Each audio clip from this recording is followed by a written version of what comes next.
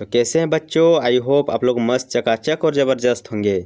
आज मैं Vinoba Bhave university semester 1 IKS unit 1 से मोस्ट इम्पॉर्टेंट 50 MCQ कराने वाला हूं, जो आपके एग्ज़ाम के लिए VVI रहने वाला है। तो आइए वीडियो में आगे बढ़ते हैं। आज का पहला प्रश्न है, भारत शब्द में भा का क्या अर्थ है। तो यहाँ जो आपको ये प्रश्न देखने को मिल रहा है, इसके जस्ट नीचे आपको ऑप्शन देखने को मिलेगा और उसके जस्ट नीचे आपको सही आंसर देखने को मिलेगा। ये मैं इसीलिए डिज़ाइन किया हूँ ताकि आप लोग जब इस PDF को रिवीजन करेंगे तो आराम से आप कुछ ही मिनटों में इसको रिवीजन करके एकदम तैयार हो जाएंगे। ओके, तो इसका PDF जो कि आप टेलीग्राम से डाउनलोड कर पाएंगे। और आइए वीडियो पे आगे बढ़ते हैं। प्रश्न क्या था, भारत शब्द में जो भा शब्द है इसका अर्थ क्या है। तो इसका मतलब क्या होता है, प्रकाश या ज्ञान। ओके, तो हम जो कि IKS इंडियन नॉलेज सिस्टम इसका मोस्ट इम्पॉर्टेंट 50 MCQ यूनिट 1 से करने वाले हैं। तो वीडियो में कंटिन्यू बने रहिएगा, स्किप मत कीजिएगा, आप लोग के एग्जाम के लिए काफ़ी इंपॉर्टेंट रहने वाला है। अगला प्रश्न है, भारतीय ज्ञान परंपरा का मुख्य आधार क्या है। तो भारतीय ज्ञान परंपरा को ही इंग्लिश में हम लोग कहते हैं क्या, इंडियन नॉलेज सिस्टम। तो मुख्य आधार क्या है, तो इसका सही आंसर रहेगा अनुभूति और अनुभव। क्या, अनुभूति और अनुभव। चलिए अगला प्रश्न हमारे पास, वसुधैव कुटुंबकम का अर्थ क्या होता है। तो इसका मतलब होता है पूरी जो पृथ्वी है यह एक परिवार है।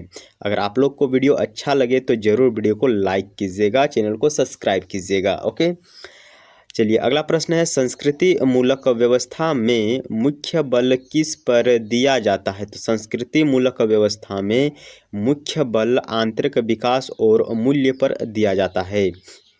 अगला प्रश्न हमारे पास, सभ्यता मूलक व्यवस्था जो कि पश्चिमी देशों से ली गई है। पश्चिमी देश मतलब जो हमारा इंग्लैंड हो गया, फ्रांस हो गया, इन सब देशों से जो व्यवस्था आई है इसको कहते हैं सभ्यता मूलक व्यवस्था। मुख्य रूप से किस पर आधारित है, तो यह भौतिक सुख और उपभोग पर आधारित है।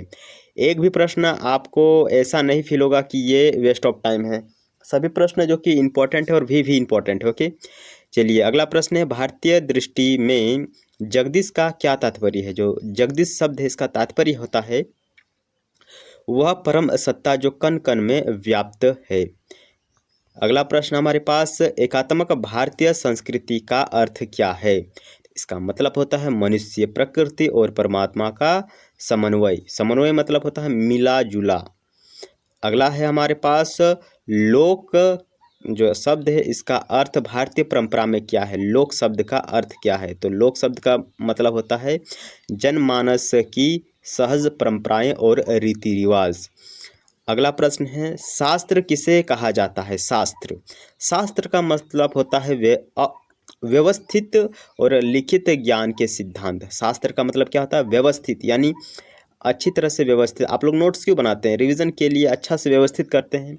और लिखित ज्ञान का सिद्धांत को ही हम क्या कहते हैं, शास्त्र कहते हैं। अगला प्रश्न है, लोक में अभिव्यक्त शास्त्र का उदाहरण क्या है। लोक में अभिव्यक्त शास्त्र का एक उदाहरण आपको देना है। तो इसका मतलब होता है लोकगीतों में छिपे दार्शनिक सिद्धांत। दोस्तों आपका एग्ज़ाम सेंटर कहाँ दिया हुआ है, एक बार ज़रूर आप लोग हमें कमेंट करके बताइएगा कि आप लोग का एग्ज़ाम सेंटर हज़ारीबाग में किस जगह दिया हुआ है। अगला प्रश्न है, आर्यनक समाज जीवन का मुख्य केंद्र क्या था। आर्यनक समाज जीवन का मुख्य केंद्र था वन और आश्रम। क्या, वन और आश्रम। अगर आप लोग को वीडियो अच्छा लग रहा है तो ज़रूर वीडियो को लाइक कीजिएगा। ओके, और किसी भी टॉपिक पर अगर आपको वीडियो चाहिए तो नीचे ज़रूर आप लोग हमें कमेंट कर सकते हैं। मैं आपको कुछ ही घंटों में जो कि वीडियो फटाफट तुरंत देने का प्रयास करूंगा। चलिए अगला प्रश्न हमारे पास, भारतीय ज्ञान परंपरा में जीव को क्या माना गया है। जो जीव होता है इसको माना गया है चैतन्य आत्मा का स्वरूप। क्या, चैतन्य आत्मा का स्वरूप। अगला प्रश्न हमारे पास, नगरीय जीवन में भारतीय ज्ञान परंपरा की अभिव्यक्ति कहाँ दिखती है।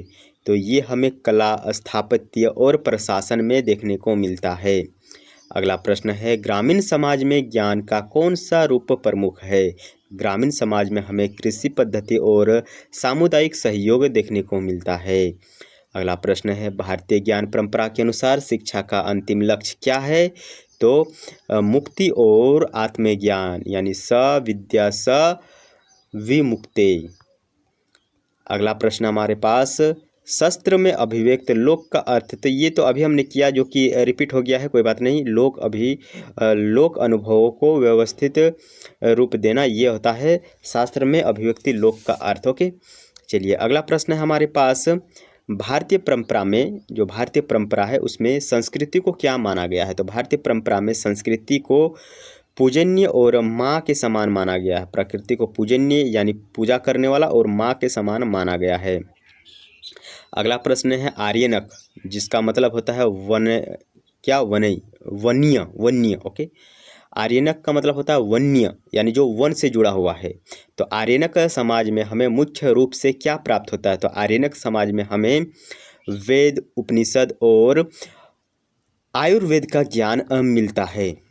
चलिए अगला प्रश्न हमारे पास, भारतीय दर्शन में जगत को किसका रूप माना गया है? तो भारतीय दर्शन में जगत को किसका रूप माना गया है? तो परमात्मा की ही अभिव्यक्ति, क्या परमात्मा जो है उसी की अभिव्यक्ति माना गया है जगत का मतलब। अगला प्रश्न है बहुस्तरीय अभिव्यक्तियाँ शब्द से क्या अभिप्राय है? एक शब्द है बहुस्तरीय अभिव्यक्तियाँ, इसका मतलब होता है समाज के हर वर्ग और सत्ता पर ज्ञान की मौजूदगी। जो हमारा समाज है उसके हर वर्ग और हर सत्ता पर ज्ञान की मौजूदगी। अगला प्रश्न है सभ्यता और संस्कृति में मौलिक अंतर क्या है? जो सभ्यता होता है और संस्कृति होता है, इसमें मौलिक अंतर क्या होता है? तो इसका जो अंतर होता है मुख्य रूप से वो होता है, जो हमारा सभ्यता होता है यह बाहरी विकास होता है, जबकि संस्कृति जो होता है ये आंतरिक गुण होता है। अगला प्रश्न है भारतीय परंपरा में धर्म का वास्तविक अर्थ क्या है? तो धर्म जो होता है इसका मतलब होता है कर्तव्य और नैतिक नियम। अगला प्रश्न है संस्कृति मूलक समाज की विशेषता क्या है? संस्कृति मूलक समाज की विशेषता होता है त्याग और संयम। क्या? त्याग और संयम। दोस्तों आप लोग वीडियो को जरूर लाइक करके चलिएगा ताकि मुझे इस प्रकार का वीडियो बनाने में और भी मोटिवेशन मिल सके। अगला प्रश्न है, और यहाँ पे आप लोग को मेरा व्हाट्सएप पर नंबर देखने को मिल रहा है। जैसे आप लोग का एग्ज़ाम समाप्त होता है आप अपना क्वेश्चन पेपर हमें सेंड कर सकते हैं, ताकि आपके जो जूनियर भाई बहन होंगे उनको मैं वीडियो के माध्यम से हेल्प कर पाऊँगा। ओके, तो कृपया करके ज़रूर आप एक बार कष्ट कीजिएगा अपना क्वेश्चन पेपर को हमें व्हाट्सअप करने का। टेलीग्राम से इसका जो कि आप पीडीएफ डाउनलोड कर पाएंगे, मैं आराम से आपको तरीका वाइज बताऊंगा कि कैसे आप इसका पीडीएफ डाउनलोड कर पाएंगे। तो अभी फ़िलहाल आप पढ़ने में ध्यान दीजिए। चलिए अगला प्रश्न है भारतीय दृष्टि में ज्ञान का संचय क्यों किया जाता है? तो ज्ञान का हम लोग संचय क्यों करते हैं, ज्ञान क्यों अपने पास रखते हैं? ताकि हम लोग कल्याण कर सके और सेवा कर सके। अगला प्रश्न है समाज के किस भाग को भारतीय ज्ञान परंपरा का फेफड़ा या शुद्ध स्रोत कहा जाता है? तो हमारा जो आर्यनक और जो हमारा आश्रम है इसको आईकेएस में हम लोग फेफड़ा या फिर शुद्ध स्रोत कहते हैं। अगला प्रश्न है भारतीय परंपरा में जो हमारा रीत है इसका क्या अर्थ होता है? तो रीत का अर्थ होता है क्या? ब्राह्मणीय और नैतिक अवस्था। क्या? ब्राह्मणीय और नैतिक अवस्था। अगला प्रश्न है लोक और सशस्त्र के बीच क्या संबंध है? तो लोक और सशस्त्र के बीच आपको संबंध अटूट और पूरक देखने को मिलता है। क्या? अटूट और पूरक देखने को मिलता है। आप लोग एक बार कमेंट करके बताइएगा कि ये जो मैं आप लोग के लिए डिज़ाइन किया हूँ क्वेश्चन, ऑप्शन और जस्ट नीचे आंसर, ये आपको हेल्प करेगा कि नहीं। मैं आप ही के लिए ये बनाया हूँ, अन्यथा मेरा बनाने का कोई मोटिव नहीं था। ओके, चलिए अगला प्रश्न हमारे पास भारतीय ज्ञान परंपरा में सत्य की क्या परिभाषा है? तो सत्य की परिभाषा होता है त्रिकला अबाधित, यानी जो तीनों कालों में ना बदले उसी को हम लोग सत्य कहते हैं। अगला प्रश्न है ग्रामीण समाज में बीज संरक्षक का ज्ञान किसका हिस्सा है? तो बीज संरक्षक का जो ज्ञान है ये भारतीय ज्ञान परंपरा की एक व्यवहारिक अभिव्यक्ति का क्या है? हिस्सा है। अगला प्रश्न हमारे पास आर्यनक ग्रंथों का संबंध मुख्य रूप से किससे है? तो आर्यनक ग्रंथों का संबंध मुख्य रूप से आध्यात्मिक चिंतन और दर्शन से है। अगला प्रश्न है भारतीय परंपरा के अनुसार मनुष्य का अस्तित्व किसके साथ जुड़ा हुआ है? तो अस्तित्व जो है ये हमारा संपूर्ण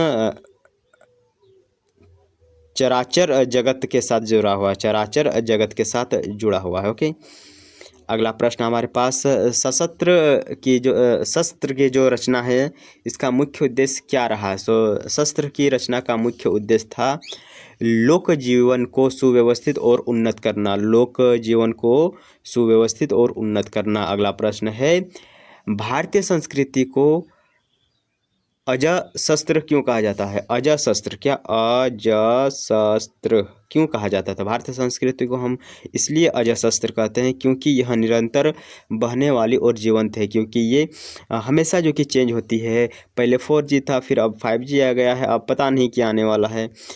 अगला प्रश्न है, अद्वैत भाव का अर्थ क्या है? तो अद्वैत भाव का जो अर्थ होता है ये होता है स्वयं और जगत में कोई भेद ना होना, यानी एकता। ओके, एकता। अगला प्रश्न है, नगरीय व्यवस्था में वस्तुशास्त्र किसका उदाहरण है? तो नगरीय व्यवस्था में वस्तुशास्त्र शास्त्रीय ज्ञान की भौतिकी व्यवस्था का एक उदाहरण है।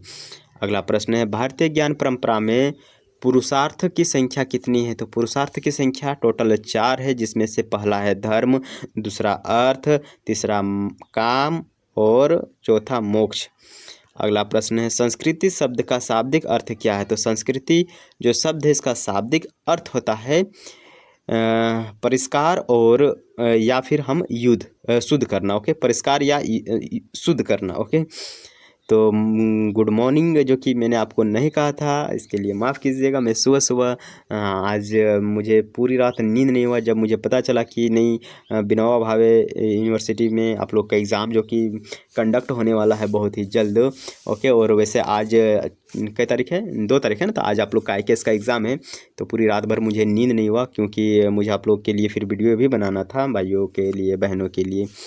तो कृपया करके आप अब मेरे इस मेहनत के लिए थोड़ा सा आप सपोर्ट करें, चैनल को सब्सक्राइब ज़रूर करें, ताकि मैं आप लोग के लिए इसी प्रकार का चैनल फिर वीडियो फिर लेके आऊँ। ओके, अगला प्रश्न है, लोक परंपरा में कथा और कीर्तन के माध्यम से क्या संप्रेषित होता है?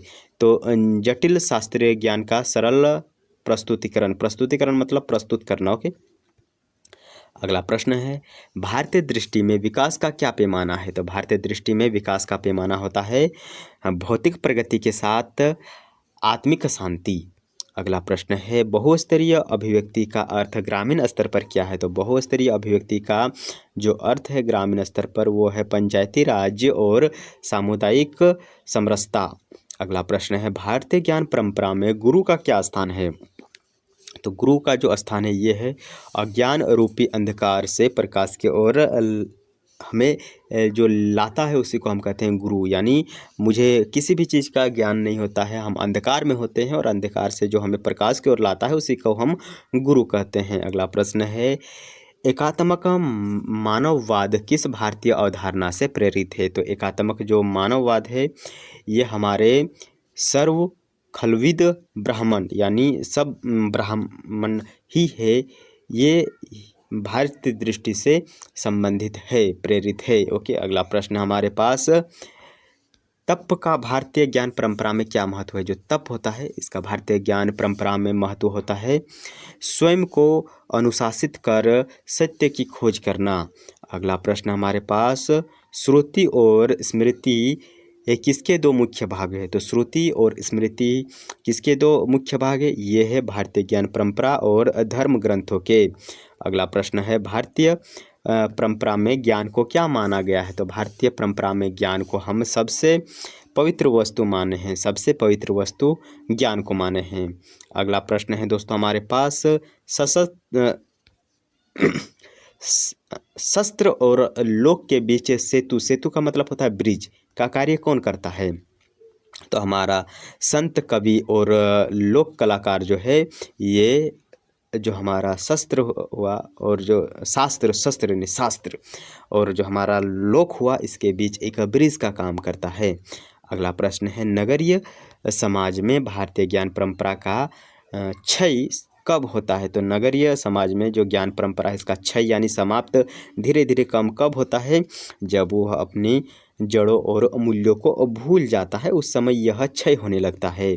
अगला प्रश्न है, भारतीय ज्ञान परंपरा की एक मुख्य विशेषता क्या है? तो भारतीय ज्ञान परंपरा की एक मुख्य विशेषता उदार और समावेशिता है। अगला प्रश्न है, अरनई का अर्थ क्या है जो ज्ञान परंपरा से जुड़ा हुआ है? तो अरनई का अर्थ होता है जहाँ अशांति ना हो, यानी वन हुआ हमारा या फिर शांत स्थान हुआ, ये अरनई का मतलब होता है जहाँ पर अशांति ना हो।